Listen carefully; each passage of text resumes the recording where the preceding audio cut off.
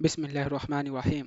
نحمدہ ونصلی علی رسولہ الکریم اما بعد السلام علیکم ناظرین، میں عبد الوقار۔ جیسا کہ آپ جانتے ہیں، ہم بات کر رہے ہیں تسہیل بہشتی زیور کی۔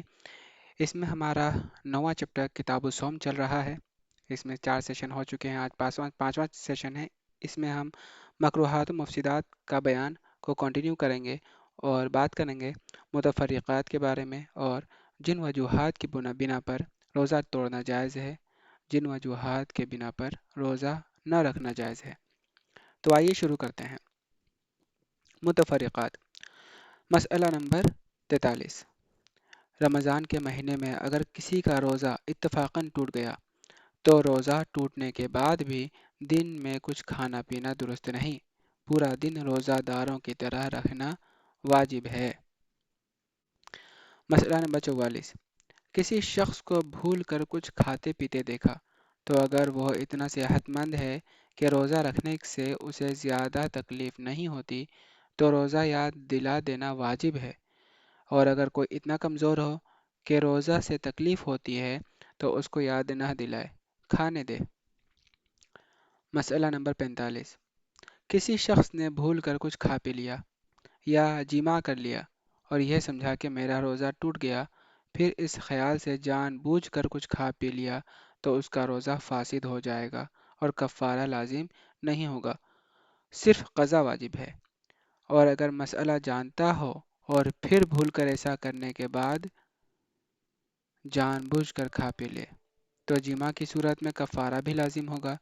اور کھانے کی صورت میں اس وقت بھی صرف قضا ہی ہے۔ یہاں پر یہ کہا گیا ہے کہ اگر کسی شخص نے بھول کر کچھ کھا پی لیا یا جمع کر لیا تو اس کا روزہ نہیں ٹوٹتا، لیکن اس کو لگا کہ میرا روزہ ٹوٹ گیا اور کھا پی لیا، اس کو لگا کہ میرا روزہ ٹوٹ گیا ہے اور کھا پی لیا، تو اس کیس میں صرف قضا رکھے گا۔ لیکن اگر اس کو مسئلہ پتا تھا کہ میرا روزہ نہیں ٹوٹا ہے اور پھر اس نے کھا پی لیا، کھا پی کے روزہ توڑ دیا، اس کو لگا کہ شاید ٹوٹ گیا ہوگا، وہم، ایک طرح سے وہم آ گیا، کیونکہ اس کو مسئلہ پتا تھا لیکن پھر بھی اس کو وہم آ گیا، پتہ نہیں ٹوٹا اور کھا پی لیا۔ تو اگر جمع کی صورت ہو، جمع کرنے کے بعد اس نے کھا پی لیا تو کفارہ اس کو ادا کرنا ہوگا۔ اگر جمع کی صورت نہ ہو تو کفارہ ادا نہیں کرنا، اسے صرف قضا رکھنا ہے، اور جمع کی صورت میں کفارہ تو ادا کرنا ہے، قضا تو بہرحال رکھنا ہی ہوتا ہے۔ مسئلہ نمبر 46۔ کسی کو بے اختیار قے ہو گئی یا احتلام ہو گیا یا کسی عورت وغیرہ کے صرف دیکھنے سے انزال ہو گیا اور مسئلہ معلوم نہ ہونے کی وجہ سے یہ سمجھا کہ روزہ ٹوٹ گیا اور عمدن اس نے کھا پی لیا تو روزہ فاسد ہو گیا اور صرف قضا لازم ہوگی، کفارہ لازم نہ ہوگا۔ اور اگر مسئلہ معلوم ہو کہ اس سے روزہ نہیں ٹوٹتا اور پھر عمدن کھا پی لیا تو کفارہ بھی لازم ہوگا۔ یہاں پر بے اختیار قے ہو گئی، احتلام ہو گیا یا کسی عورت وغیرہ کے صرف دیکھنے سے انزال ہو گیا، یعنی کہ اسپرم نکل گیا دیکھنے وغیرہ سے ہی، تو اس کا روزہ نہیں ٹوٹتا۔ لیکن اگر معلوم نہیں تھا مسئلہ کے بارے میں اور سمجھا کہ روزہ ٹوٹ گیا اور جان بوجھ کے پھر کھا پی لیا تو روزہ فاسد ہوگا اور قضا واجب ہوگی اس پہ، قضا صرف رکھنا ہے، صرف قضا ہی لازم ہے۔ لیکن اگر مسئلہ جانتا تھا پھر اس کے بعد اس نے عمدن کھا پی لیا تو قضا تو رکھنا ہی ہے لیکن کفارہ بھی لازم ہے۔ مسئلہ نمبر 47۔ دانتوں میں گوشت کا ریشہ اٹکا ہوا تھا یا چھالیا کا ٹکڑا یا کوئی اور چیز تھی، اس کو زبان سے یا خلال سے نکال لیا لیکن منہ سے باہر نہیں نکالا، وہ خود بخود حلق میں چلا گیا، تو وہ چیز اگر چنے سے کم ہے تو روزہ نہیں ٹوٹا، اور اگر چنے کے برابر یا اس سے زیادہ ہے تو روزہ ٹوٹ گیا۔ البتہ اگر منہ سے باہر نکال لیا تھا پھر اس کے بعد نکل گیا تو ہر حال میں روزہ ٹوٹ گیا، چاہے وہ چیز چنے کے برابر ہو یا اس سے بھی کم ہو، دونوں کا ایک ہی حکم ہے۔ کئی مرتبہ ایسا ہوتا ہے کہ سحری میں کچھ کھایا اور دانت میں پھنس گیا، سحری کا وقت ختم ہو گیا اور پھر وہ دانت میں جو پھنسا تھا ریشہ یا کچھ بھی وہ دانت سے نکلا اور حلق میں پیٹ میں چلا گیا۔ اگر ایسا ہو تو اگر چنے کے سائز سے کم ہو تب تو روزہ نہیں ٹوٹا، لیکن چنے کی سائز ایسے زیادہ ہو تو روزہ ٹوٹ گیا۔ لیکن اگر یہ جو پھنسا ہوا تھا وہ باہر نکال لیا، باہر نکالنے کے بعد پھر منہ میں ڈال کے کھا لیا، منہ میں ڈالا اور چلا گیا اندر، چونکہ ابھی باہر سے گیا ہے تو چاہے کتنی ہی مقدار کیوں نہ ہو روزہ ٹوٹ جاتا ہے۔ مسئلہ نمبر 48، اگر کوئی شخص علاج وغیرہ کے سلسلے میں اپنے مقعد میں کوئی خشک چیز داخل کرے اور اس کا سر باہر رہے، یا تر چیز داخل کرے اور وہ حقنہ کی جگہ تک نہ پہنچے تو روزہ فاسد نہیں ہوگا، اور اگر خشک چیز مثلاً روئی یا کپڑا وغیرہ داخل کیا اور وہ سارا اندر غائب ہو گیا، یا تر چیز داخل کی اور وہ حقنہ کی جگہ تک پہنچ گئی تو روزہ فاسد ہو جائے گا اور صرف قضا واجب ہوگی۔ یہاں پر اس پیچھے والے حصے کے پرائیویٹ پارٹ کی بات کی جا رہی ہے جہاں سے کوئی چیز داخل کیا تھا۔ اگر خشک چیز داخل کیا جا رہا ہے اور باہر نکال لیا گیا خشک چیز تو روزہ اسے نہیں ٹوٹ گیا، نہیں ٹوٹتا۔ اگر کوئی تری چیز تھی، نمی تھی اس میں، وہ ڈالا گیا، اگر وہ حقنہ تک پہنچ جاتا ہے، حقنہ ایک ایسا جگہ ہے جہاں سے معدے تک پہنچا جاتا ہے، لیکن عام طور پہ ایسا اپنے آپ نہیں ہوتا، بہت بعید ہے ایسا ہونا، کہیں ایسا نہ ہو کہ پخانہ کر رہے ہیں اور پھر اس کے بعد جب استنجا کریں تو اس وہم میں ڈوب گئے کہ ہاں حقنہ تک پہنچ گیا۔ ایسا نہیں ہے، اتنا آسانی سے نہیں پہنچتا، بہت بعید ہے حقنہ تک پہنچنا۔ لیکن ہاں کبھی علاج کے طور پہ وہاں پر کوئی دوائی ڈالی جاتی ہے، کچھ کیا جاتا ہے تو حقنہ تک اگر پہنچ جاتا ہے نمی تو اسے روزہ ٹوٹ جاتا ہے۔ اگر خشک چیز جیسے روئی یا کپڑا ڈالا گیا اور وہ غائب ہو گیا، یعنی کہ اندر چلا گیا وہ اور غائب ہو گیا، یا کوئی تری چیز ڈالی گئی اور وہ حقنہ تک پہنچ گیا تو اس سے روزہ فاسد ہو جاتا ہے اور اسے صرف قضا واجب ہے، کفارہ نہیں۔ جن وجوہات کے بنا پر روزہ توڑنا جائز ہے۔ مسئلہ نمبر 1، اچانک ایسا بیمار ہو گیا کہ اگر روزہ نہیں توڑے گا تو مر جائے گا، یا بیماری بہت بڑھ جائے گی تو روزہ توڑ دینا درست ہے، جیسے اچانک پیٹ میں ایسا درد اٹھا کہ بے تاب ہو گیا یا سانپ نے کاٹ لیا، تو اس حالت میں دوا پی لینا اور روزہ توڑ دینا درست ہے۔ ایسے ہی اگر ایسی پیاس یا بھوک لگی کہ مر جانے کا ڈر ہے تو بھی روزہ توڑ دینا درست ہے۔ مسئلہ نمبر 2، کوئی مشقت کا کام کرنے کی وجہ سے بے حد پیاس لگ گئی اور اتنی بے تابی ہو گئی کہ اب جان جانے کا ڈر ہے تو روزہ کھول دینا درست ہے۔ لیکن اگر خود اس نے قصداً اتنا کام کیا جس سے ایسی حالت ہو گئی تو گنہگار ہوگا، مگر روزہ کھولنا اس حالت میں بھی درست ہے۔ مسئلہ نمبر 3، حاملہ عورت کو کوئی ایسی بات پیش آ گئی کہ جس سے اپنی جان کا یا بچے کی جان کا ڈر ہے تو روزہ توڑ دینا درست ہے۔ جن وجوہات کے بنا پر روزہ نہ رکھنا جائز ہے۔ مسئلہ نمبر 1، اگر ایسی بیماری ہے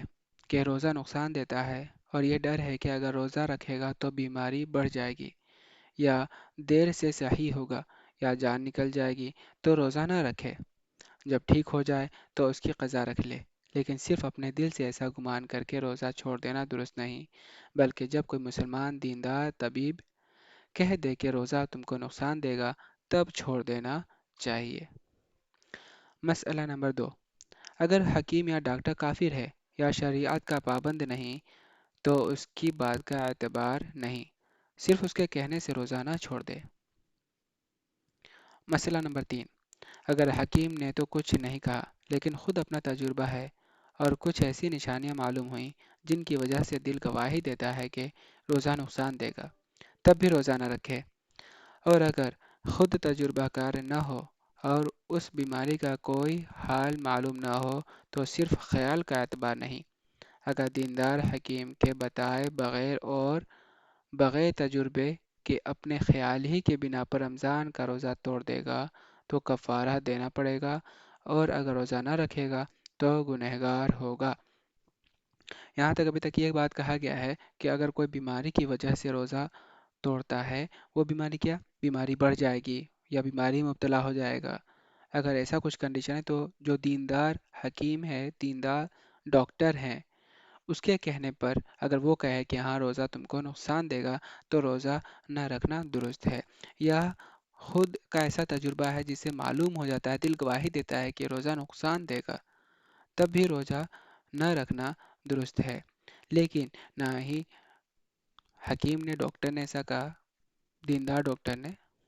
اور نہ ہی دل ایسا گواہی دیتا ہے، لیکن بس ایک وہم آتا ہے، خیال آتا ہے کہ روزہ نقصان تو نہیں دے گا۔ اگر اس خیال کی وجہ سے روزہ نہیں رکھے گا تو گنہگار ہوگا، قضا تو رکھنا ہی ہے کیونکہ روزہ چھوٹ گیا۔ اور اگر روزہ رکھ کے توڑ دیا، کھا لیا، صرف وہم کی وجہ سے، خیال کی وجہ سے، گمان کی وجہ سے، تو اس کو کفارہ بھی دینا ہوگا۔ مسئلہ نمبر 4، اگر بیماری سے ٹھیک ہو گیا لیکن ابھی ضعف باقی ہے اور یہ غالب گمان ہے کہ اگر روزہ رکھے گا تو پھر بیمار ہو جائے گا، تب بھی روزہ نہ رکھنا جائز ہے۔ مسئلہ نمبر 4 میں یہ کہا گیا ہے کہ بیماری کی وجہ سے روزہ نہیں رکھ رہا تھا، لیکن اب بیماری ٹھیک ہو گئی، لیکن کمزوری ہے، اور غالب گمان یہ ہے کہ اگر روزہ رکھے گا پھر دوبارہ بیماری میں مبتلا ہو جائے گا کیونکہ کمزوری ہے ابھی ایسی، تو روزہ نہ رکھے، وہ جائز ہے روزہ چھوڑ دینا اس کے لیے۔ مسئلہ نمبر 5،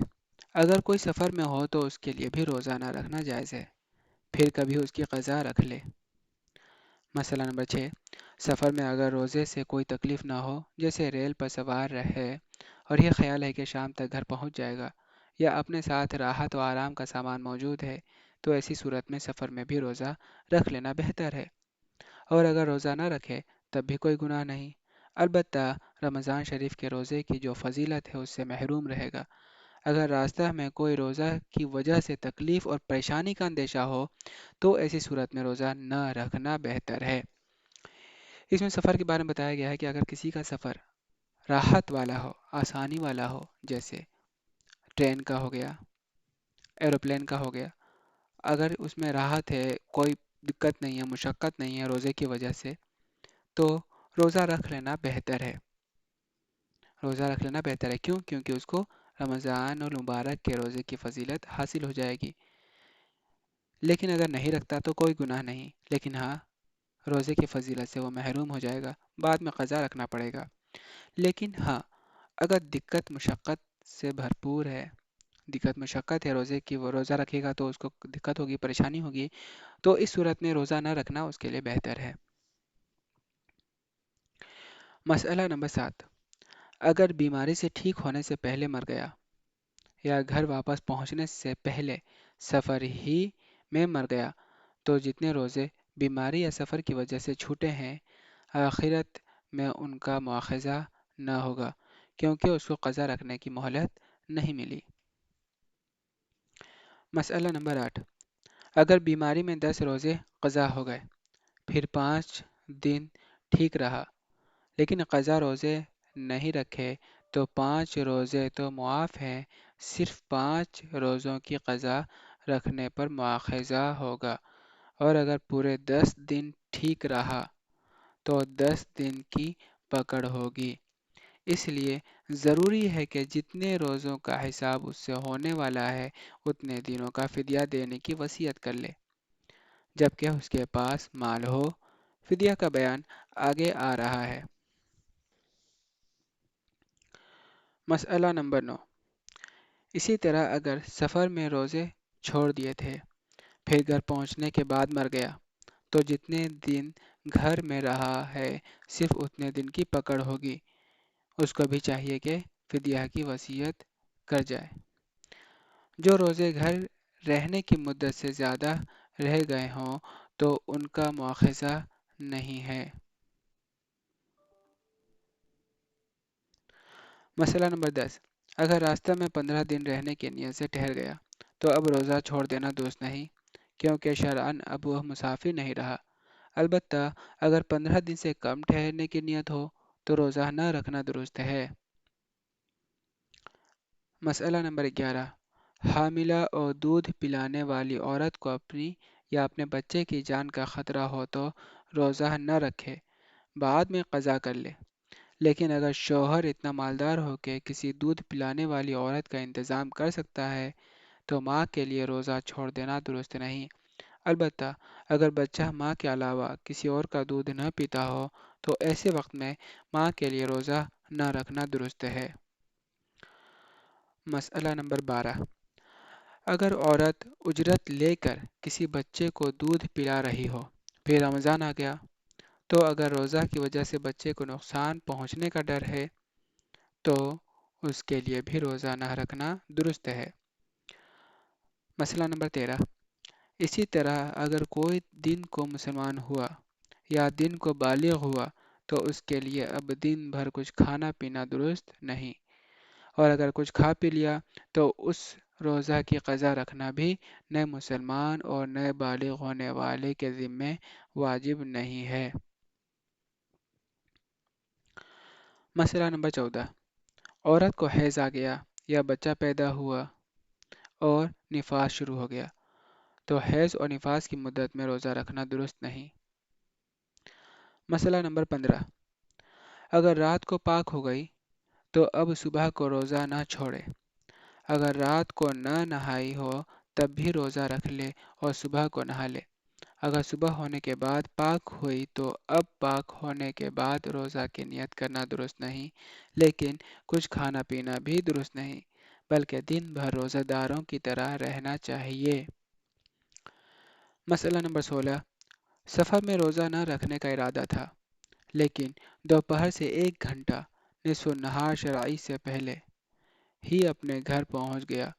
ایسے وقت میں 15 دن رہنے کی نیت سے کہیں ٹھہر گیا اور اب تک کچھ کھایا پیا نہیں، تو اب روزہ کی نیت کر لے۔ تو ناظرین، ہمارے اس سیشن سے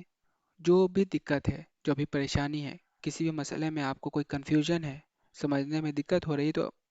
بہتر تو یہی ہے کہ آپ اس کو 2-3 مرتبہ سنیں، انشاءاللہ سمجھ میں آ جائے گی بات۔ اگر پھر بھی نہیں آتا سمجھ میں، آپ کمنٹ میں پوچھ سکتے ہیں، انشاءاللہ جلد سے جلد جواب دیا جائے گا۔ تو آج کے لیے بس اتنا ہی ناظرین، ملتے ہیں اگلے سیشن میں۔ اللہ تعالیٰ سے دعا ہے کہ اللہ تعالیٰ ہم سب کو حق بات کہنے کی، سننے کی، سمجھنے کی اور اس پر عمل کرنے کی توفیق عطا فرمائے۔ السلام علیکم ورحمۃ اللہ، وآخر دعوانا ان الحمد للہ رب العالمین۔